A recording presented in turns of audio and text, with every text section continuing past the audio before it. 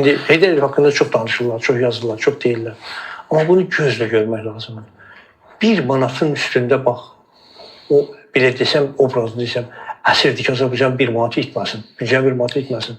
Mənə inamı, güvəni çoxdur. Belə qrup dövləti. Niyə görə? Çünki bilirdi ki, güzəştə gedən deyiləm.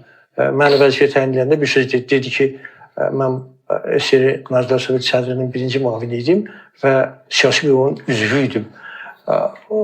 Baykal Amur magistralını mən demək mənim nəzarətimdədir, mən kurator edirdim. Bir SR Maliyyə Naziri vardı o vaxtlara Arbuzov.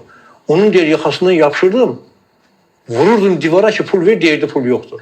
Bax sən belə olmalısan. Sən lazım oldu mənə də yox deməyə bacarmalısan. Amma mən sizə deyim ki, o dövlətçi adam, o böyük şəxsiyyət məqam yetişəndə bir dənə orada bir layihəni apardılar ki, bunu eləmək lazımdır. Bu lazımdır. Kimsə əsaslandırırdı. Çağırırdı mənə ki, bunu təklif edirlər. Və yaxud da ki, bu təklif olunub, sən buna niyə imza atmırsan, niyə viza vermirsən bu sənədə? 5 dəqiqə oturdum, izah edin, icazə verin, izah edin. Məsələ qapanırdı.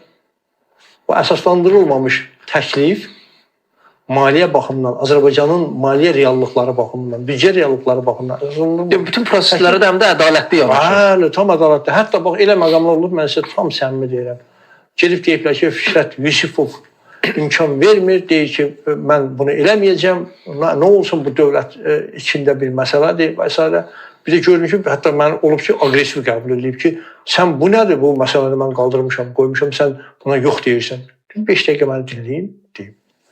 5 dəqiqə əsaslandırırdım, məsələ qapanırdı. Dəfələrlə unuttururdu, dəfələrlə, inanın.